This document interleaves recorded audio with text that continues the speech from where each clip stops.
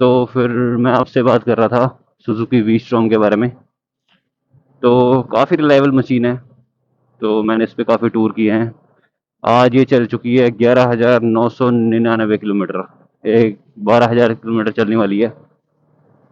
तो अब तक का जो मेरा एक्सपीरियंस रहा है काफ़ी अच्छा रहा है इसके साथ।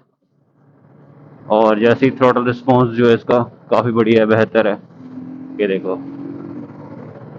और काफ़ी रिस्पॉन्सिव थ्रॉटल रिस्पॉन्स अच्छा है, मतलब पिकअप बढ़िया है। दो पिलियंस के साथ भी, मतलब अगर दो बंदे हम चला रहे हैं बाइक को तो भी मतलब काफ़ी अच्छा थ्रॉटल रिस्पॉन्स है। हाईवे पर भी अच्छी है और पहाड़ों में तो और भी बढ़िया है। लगेज के साथ भी आप अच्छे से इसमें टूर कर पाओगे। काफ़ी लोग इसको लद्दाख भी लेके जा चुके हैं और उनको भी काफ़ी रिव्यू देख के तब ली थी मैंने बाइक। तो इसलिए जापानीज मशीन है, आप इस पर रिलाई कर सकते हो, कोई दिक्कत नहीं है। इसमें जो ऑयल यूज़ कर रहे हैं वो EC स्टार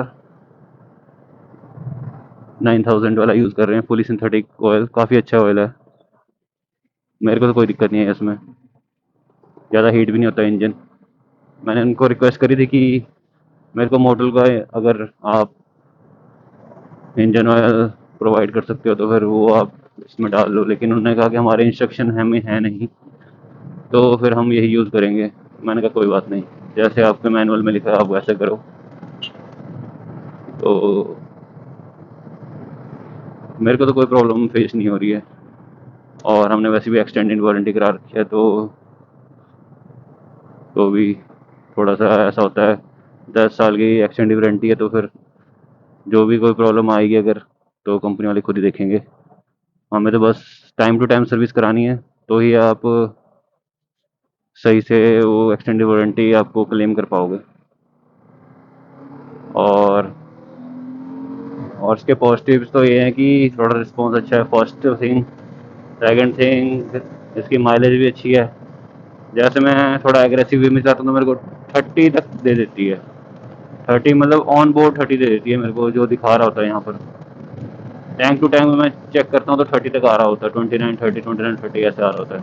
अगर मैं इसको प्यार से चलाऊँ, पहाड़ों में चलाऊँ, तब मेरे को तो ये दे देती है 34 35 36 38 तक भी गई है।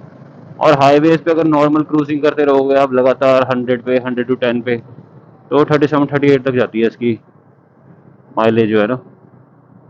तो बढ़िया है अगर आप आराम से तेल बचाना चाहते हो और काफ़ी काम अगर आप राइडर हो, तो ऐसे भी कर सकते हो। आप आराम से 37 की माइलेज ले सकते हो और आपको परफॉर्मेंस भी फुल मिलेगी।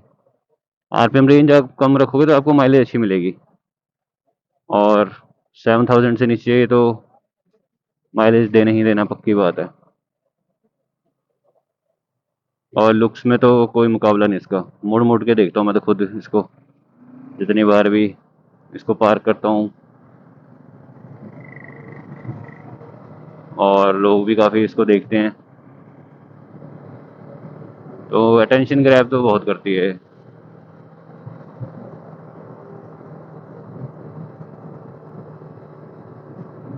इसकी हैंडलिंग भी काफ़ी मज़ेदार है। हैंडलिंग में भी कोई दिक्कत नहीं आती है इसकी। मैं आराम से हैंडल कर लेता हूँ इसको। फर्स्ट टाइम स्टार्टिंग में जब मैंने इसको चलाई थी, जब टेस्ट राइड लेने गया था जब मैं इसकी, तो मैं ये सोच रहा था कि जैसे मैं इसको हर रोज़ चलाता हूँ, क्योंकि इतना ज़्यादा मतलब इसका कंफर्टेबल राइडिंग पोस्चर था। बल्कि पिलियन में मेरे साथ था, उनका एक एम्प्लॉय मेरे साथ आया था, तो भी मतलब काफ़ी अच्छे से रिस्पॉन्स कर रही थी। फर्स्ट टाइम मैं इतनी पावरफुल मशीन चला रहा था, क्योंकि पर मेरे पास 125cc हीरो की बाइक थी, तो उसके बाद मैं इसको चला रहा था। तो अभी 108 109 आराम से जा रही है देखो। किसी भी, कभी भी आपको ओवरटेक चाहिए, आपको ज़्यादा अगर कम RPM रेंज में हो, तो आप एकदम से पिकअप दे देती है आपको। फिफ्थ गियर में भी अगर आपको ओवरटेक करना, आप आराम से कर सकते हो।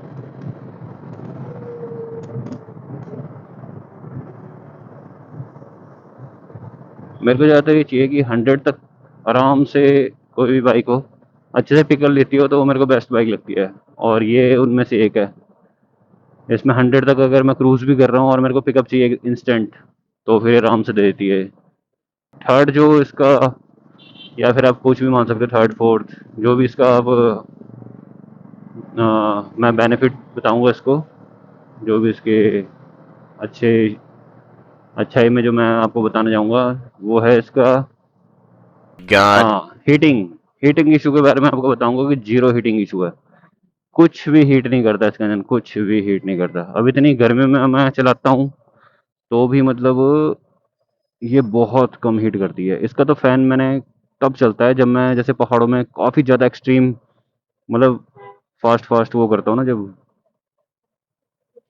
राइड करता हूँ, तभी एक बार हीट हुई थी ये। और यहाँ पर अगर शहर में कॉन्टिन्यूस चलाता हूँ तब जाके हीट होती है, वरना तो कोई हीटिंग इशू नहीं है इसमें। और जो जैसे ड्यूक बाइक होती हैं उनका हीटिंग तो काफ़ी होती है उनमें।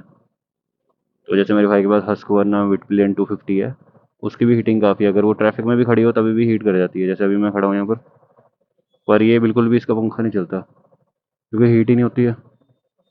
सुजुकी लिक्विड कूलिंग जो टेक्नोलॉजी है ना, वो काफ़ी अच्छे से इसमें अप्लाई हो रखी है, जिससे बिल्कुल भी हीटिंग इशू नहीं आता इसमें।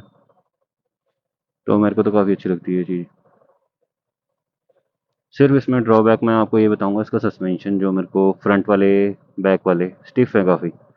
फ्रंट वाला चल फिर भी मैं सही मानूंगा, लेकिन बैक वाला इतना ज़्यादा स्टिफ है कि मतलब झटके लगते हैं।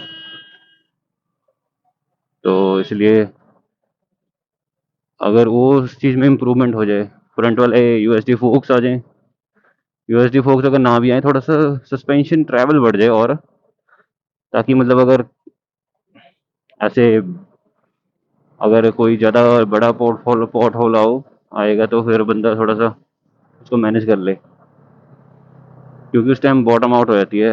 2 बार बॉटम आउट हुई थी मेरे 12,000 के राइड में, 12,004 चल चुकी है अभी ये। तो फिर थोड़ा सा सस्पेंशन का ट्रैवल बढ़ जाए दोनों में, फ्रंट और बैक, तब तो इस बाइक में मैं कोई भी आपको ये नहीं बोलूँगा कि हाँ इसमें कोई इशू है। मेरा कंसर्न ये टीएफटी डिस्प्ले का वो भी नहीं है कि हाँ टीएफटी डिस्प्ले हो, मेरे को क्या टीएफटी डिस्प्ले कोई नीड नहीं है। सबसे बेस्ट इन्होंने कर रखा है कि जीरो इलेक्ट्रॉनिक्स के साथ है एकदम।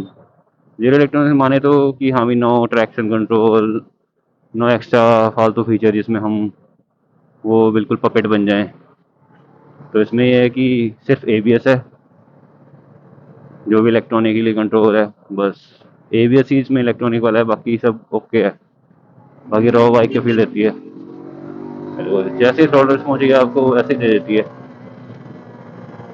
क्योंकि इसमें राइड बाय वायर नहीं है। तो मेरे को तो थ्रॉटल रिस्पॉन्स अच्छा मिलता है। मतलब अगर आप लो आरपीएम पे भी होंगे तो आपको एकदम से थ्रॉटल रिस्पॉन्स मिलेगा। कई मैंने बाइक देखी हैं जिसमें, जैसे मेरे भाई की बाइक है वही चलाई थी मैंने, तो लो आरपीएम पे रहती है वो, उसमें थोड़ा सा इनिशियल टॉर्क कम है। उस टाइम अगर आप बिल्कुल ही कम आरपीएम से उठा रहे हो उसको, तो फिर 3-4 हज़ार 4 हज़ार आरपीएम के बाद में वो रिस्पॉन्स देता है एकदम से। और इसमें ये है कि एकदम से रिस्पॉन्स आपको मिल जाता है, ये देखो। और एकदम से आरपीएम रेंज भी बढ़ती है, उसमें थोड़ा सा टाइम लग रहा था।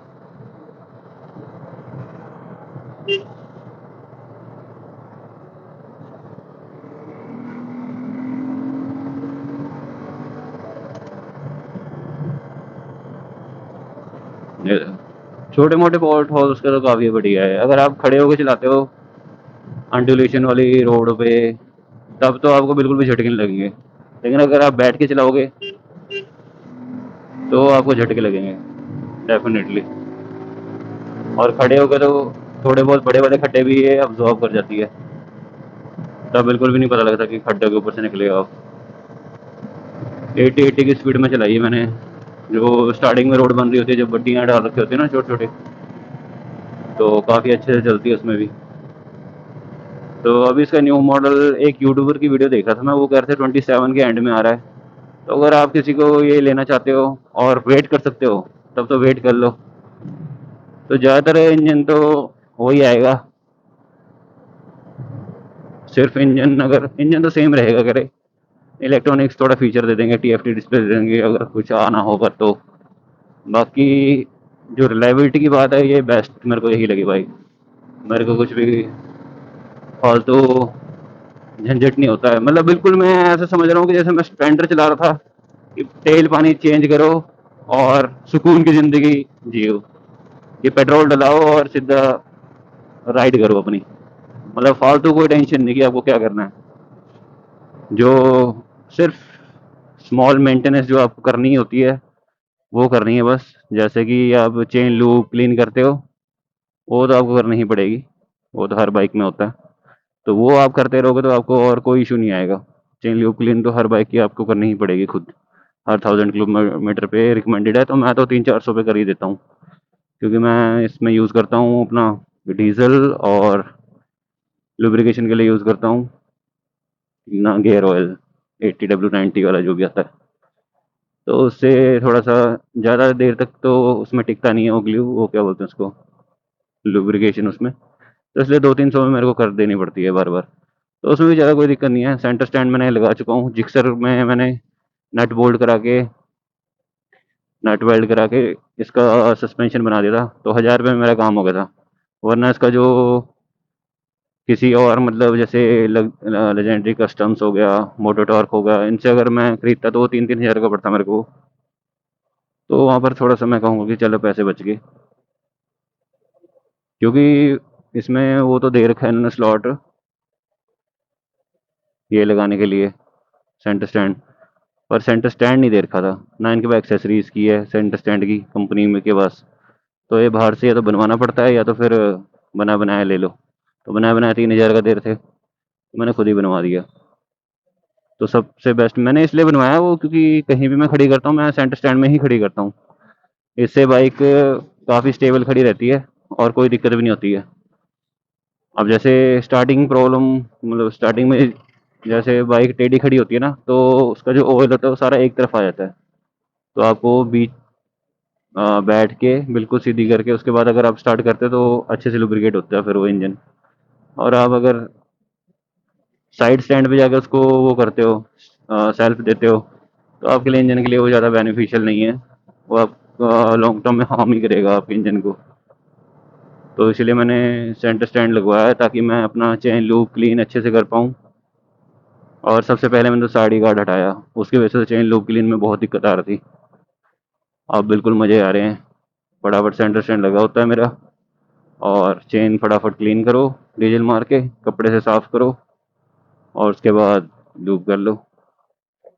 तो बेस्ट तरीके से लूप हो जाती है, जितनी मर्जी बार कर लो लूप। जब भी अब मैं कहूँगा, आप जब भी बाइक धोते हो उसके बाद तो लूप करनी ही चाहिए आपको, क्योंकि वो लुब्रिकेशन उसका हट जाता है अगर आप गियर ऑयल यूज़ कर रहे हो तो आज के लिए बस इतना ही। इसके बारे में मैं यही बता पाऊँगा। अगर सम अप करूँ तो मेरे को तो बेस्ट बाइक लगी है। लॉन्ग राइड्स करो, जितनी मर्जी लंबी राइड करो, इसमें कोई दिक्कत नहीं। नॉन स्टॉप 8 आवर्स मैंने चलाई थी, तो भी इसमें बिल्कुल भी कोई दिक्कत नहीं थी। 8 आवर्स लगातार कोई मामूली बात नहीं है किसी बाइक के लिए। पर ये बाइक उसमें आराम से कॉन्कर कर गई थी। किसी भी ट्रेल में लेके जाओ आप। अभी हमने इसको 80 डिग्री स्टीप चढ़ाई थी, तो भी बढ़िया से चढ़ गई थी।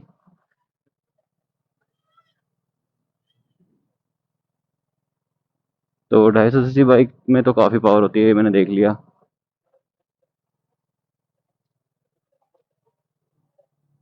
और अफोर्डेबल भी होती है। अगर आप मेरी तरह ही मिडिल क्लास फैमिली से बिलोंग करते हो तो अफोर्डेबिलिटी पे ज़्यादा ध्यान देते हैं हम, रेदर देन की पावर कितनी है क्या नहीं है। अगर आपको कम उसमें अच्छी पावर मिल रही है, इसको हटाना चार्ज को चले जाऊँ। चलो हो गया। तो ठीक है भाई।